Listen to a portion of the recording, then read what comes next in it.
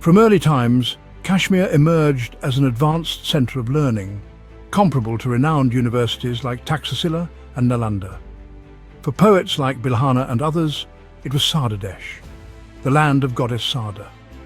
It's thought that in those days, the Sanskrit university was near the Shardaji shrine by the banks of Krishna Ganga, which is now in Pakistan-occupied Kashmir. The Saraswat Brahmins, who left their homeland over 2,000 years ago and settled in regions like Saurashtra, Maharashtra, Gujarat, Karnataka and Kerala, hold a tradition that their homeland was Kashmir. They revere Sharda Devi. It was even believed that the goddess Saraswati resided there, thus calling the Sardapitha Sripitha for awarding Sarvina degrees. The practice of Srichakra worship seems to have originated from this poetic concept regarding the region's characteristic learning. The growth of Tantra Sastra that forms one of the important branches of the general sastras like Kavya, Natya, Vyakarana and Vedanta. Scholars have put forth their divergent opinions regarding the genesis and growth of this sastra. All are, however, agreed on the point that the Vedas are the source of all these sastras, and that Sabda Sastra or Vyakarana, which is grammar, is their expression and basic source material. Along with the growth of a number of religious sects, numerous treatises were written to expound the basic tenets of a particular religion. The Tantra Sastras also were composed to solve the knotty riddles and secret esotericism of Dharma. There are many manuals of Tantras on the diverse religious sects still extant, though some are no doubt lost to us. The date of composition of these manuals cannot be determined with any certainty. The internal evidence, however, reveals that these are anterior to the treatises on Indian philosophy and posterior to the Vedas. Some would, however, even attribute a much earlier date to Tantras in comparison to the Vedas. It may safely be assumed that whatever had evolved in the form of religious literature seems to have been first developed in the form of Tantra Sastra. A few scholars would go even to the extent of saying that, in view of the complexity of the issues and problems discussed therein, these hold a place alongside the Vedas. This is so because the essence of the mantras of the Tantra Sastra is not in any way inferior to those of the mantras or hymns found in the Vedas. Some of the religious principles, ancient illustrations of magical practices, close-up of text describing ancient rituals, historical depictions of occult practices, Maran to kill, Mohan to hypnotize, Ukatan to apply witchcraft. The Satakapala Akhyana of Chakropala of Akahara was tantric in character. The tantric cult was in vogue in Kashmir before the spread of Buddhism, Saivism and Vaishnavism, though its literature is now not procurable. There is no gainsaying the fact that even before the prevalence of the Vedic religion, the Tantra cult was a dominant creed, and this explains the existence of Tantricism in the various activities of Vedic rituals. In course of time, it led to the development of a refined and highly evolved Saiva Advaita Vada. The legacy of Tantra Sastra continues to influence spiritual practices to this day. The main tantras which fall under the group of agamas are Svachhanda Tantra, Malini Vijaya, Netra Tantra, Vamakesvari, Rudrayamal, and Vijnana Bhairava. The subject matter of these is closely related to the exposition of the Trika cult. Of these, the Svachhanda Tantra, Malini Tantra, Netra Tantra, Mojendra Tantra, Vijnana Bhairava, and Vamakesvara Tantra have been published by the Kashmir Research Department. Besides, Tantra Loka, based on Advaita Saiva Sastra, has also been published by the same department in 12 volumes. The unpublished Tantra literature preserved in the Kashmir archives is Munimata Manimala by Vamadeva, Subhagacharatnam, Agamakalpalata by Yadunath, Sivanritya, Kaula Kantahala, Sakti Sangam, Yoga Ratnavali by Nagarjuna, and Saubhagya Ratnakara. In Svachhanda Tantra, a clear exposition of Tantra Sastra is given in all its aspects of Diksha, Asana, Panchakutya, Panchamukhas, Mandala Rudra, Bhuvana, Nari, Guru-disciple, Mantra, Sadadvanan, etc. These are Agamika Tantra Sastras, which have been published in 6 volumes by the Kashmir Research Department. The contents of Agamika Tantra deal with Parmasiva Swarupa Bhairava. Like Tantra Loka, Svachhanda Sastra is an encyclopedia of Saiva Sastra and is in itself a standard manual. Vidyanava Tantra was written by Vidyarani Muni, the disciple of Pragalbhatacharya, who himself was the disciple of Vishnu Sharma. Their tradition has come down to us from the Jagat Guru Shankaracharya. Vidyarana Tantra was a composition of Vidyarana.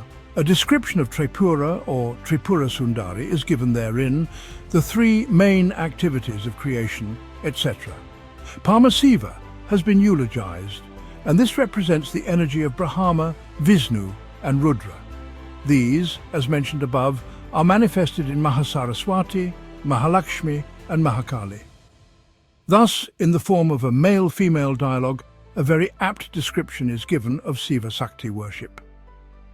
Tripura Sundari is not only the Sundari of three worlds, but is also the sole directing force of the activities of the Trinity and of the 5 different kinds of forces to the east, west, south and north, and the higher regions in the form of Unmani, Bogini, Kumbhika, Kalika and Mahatripura Sundari of the upper regions.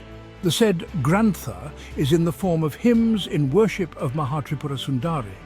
It has 2 large sections dealing with the numerous mantras, etc., in praise of Mahatripura Sundari in her 20 different form. The date of composition of Vidyarana Tantra is fixed at 1130 of Vikrama era, corresponding to 1073 AD. It is a huge compendium which draws freely from the following tantras, most of which are not available now: Agastya Sinhita, Fetakarini Tantra, Dakshinmurti Kalpa Yoga Sastra, Vamikesvar, Sada, Kalimata, Tantra Raja, Dakshinamurti Samhita, Bhairavi Tantra, Siddha Saraswata Tantra, Uttar Tantra Kularanva, Pingalamata, Sivayamala, Brahayamala, Rudrayamala, Kulaprakasa Tantra, Narada Pancharatra, Yogini Tantra, Vayani Samhita, Aksa Sastra, Sarada Tilaka, Nila Tantra, Srikrama Narayanaya, Brat Narayanaya, Satatapa Samhita, etc., regarded as an encyclopedia of Tantra Sastra and its literature. It was once published by the Kashmir Durbar, but is now completely out of print. The original copy of it was available in the private library of Maharaja Hari Singh and the MSS library of Jammu Raghunath Mandir. Devi Rahasya. This is also a huge grantha of a kind of specific Tantra Sastra. Along with it has been published Udhakosa, a grantha for Mantradhara, quite unique as a type. The first half includes 25 patalas or paragraphs and has been composed in the form of adhyayas or chapters. These deal mainly with the bija mantras of gods and goddesses, worship of the crematorium, and Madhyasuddhi, which is the purification of wine. Udamareswara Tantra. The Udamareswara Tantra is a collection of magical formulas and practices. It also prescribes various medicinal drugs. Vamakeswari Mata Vivarana. This Agama Shastra encompasses both philosophical thought and rituals, mostly focusing on the latter. It provides a detailed explanation of Shakti as Tripura Sundari, prescribing various forms of her worship. Malini Vijaya Tantra. Belonging to Agama Shastra, this work, according to Abhinavagupta, is the most important Agama treatise for the Trika system of Shaiva philosophy. It is presented as a conversation between Shiva and Shakti, Malini Vijaya Vartikam. This running commentary on the aforementioned work by Abhinavagupta is written in simple Sanskrit using the Anuship meter. Netra Tantra. Published in 2 volumes with commentary by Kushimaraja, this text is formatted as a dialogue between Shiva and Shakti. Shakti introduces the question about why all eyes are full of water, yet from Shiva's eye sprang forth a great fire that consumed everything. The entire book addresses this query. Magendra Tantra. Focusing on an agamic nature of Tantra, there is a dialogue presented between sage Anta and his disciple depicting pluralistic thought. The sadhana of Shiva Shakti in Tantra Shastra has grades. Initially, there are 2 forms, general and special. The general form is open to all. People read scriptures, recite stotras, visit shrines, and worship deities following Panchopachar or Shodashopachar rites. In Kashmir, people recite stotras dedicated to Ragnya, Sharika, Jwala, Bala, Shiva, Ganesh, Vishnu and others at their respective shrines. They perform rites unique to Kashmiri Brahmins, such as Herat during Shivaratri and Pan for Lakshmi, and worship Vatuk Bhairava on Kecha Mavas Day, along with common Hindu rituals. These fall under general worship. After initiation into any Devata or Devi mantra, worship takes on a special character as described in Kul Pradeep. They're recognized by several titles: Vedachar, Vaishnavachar, Shaivachar, Dakshinachar, Vamachar, Siddhantachar and Kolachar. In terms of their hierarchy, Kolachar stands out on top. Nothing surpasses Kolachar. It's incredibly secretive and intricate. This represents the highest truth that is passed down verbally. The initial four paths fall under Pravritti. The remaining ones, from Vamachar onward, lead to Nivritti. Practitioners in the first four paths follow Pashubhava. In contrast, from Vamachar onwards, they adopt Virabhava. The five makars, meat, wine, fish, fried cereal, and the union between man and woman are used in Vamachar worship. Shakta sadhaks have faced long-standing criticism for this practice, as noted by Sir John Woodruff. However, Shakta practitioners have never felt the need to respond to ignorant criticisms, since their worship's powerful methods were kept secret. Virabhava isn't for everyone. It's known as Raj Vidya, or royal knowledge, and Guhya Vidya, or secret knowledge, reserved only for the elite few. This practice is filled with risks. Even seasoned yogins find it hard to penetrate its mysteries. Only individuals with substantial self-discipline and control over their body and senses can be admitted into Viraka. Misuse of these powers leads to the cultivation of siddhis, supernatural abilities and black magic which obstruct spiritual growth. Anyone qualified for this intense sadhana must be free from greed and untempted by others' wealth. They should not be swayed by women other than their wife or speak ill of others, and must have mastery over their senses. Only such individuals can progress safely from Vamachar to Kaulaka stages of sadhana. The Garbhadhana Sanskar process. Mahanirvana Tantra emphasizes that during the fifth tattva, participation is restricted strictly between lawfully wedded spouses. Sadhana under Virachar leading up toward Kaulachar suits householders best. They need a female partner, as their Shakti's best representation, being a wife, brings safety against adversities while aiding his spiritual practices too. Solo acts invite grave dangers, possibly causing mental instability or fatality.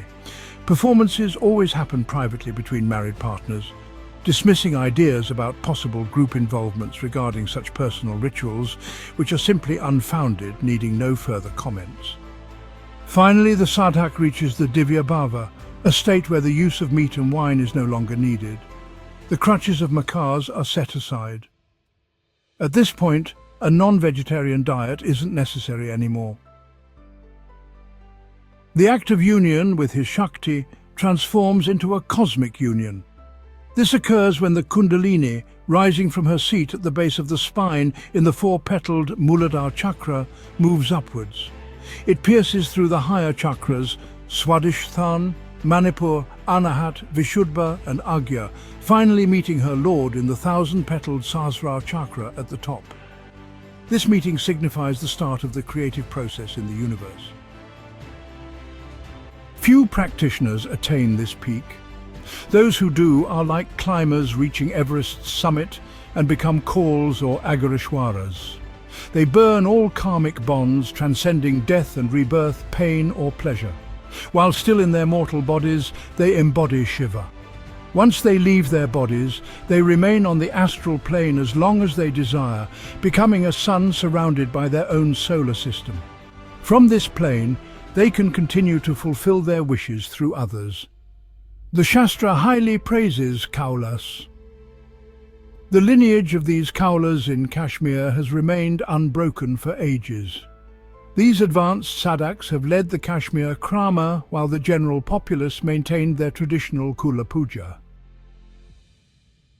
Thank you for watching the video. Please do subscribe and comment your views about the topics that you want us to cover.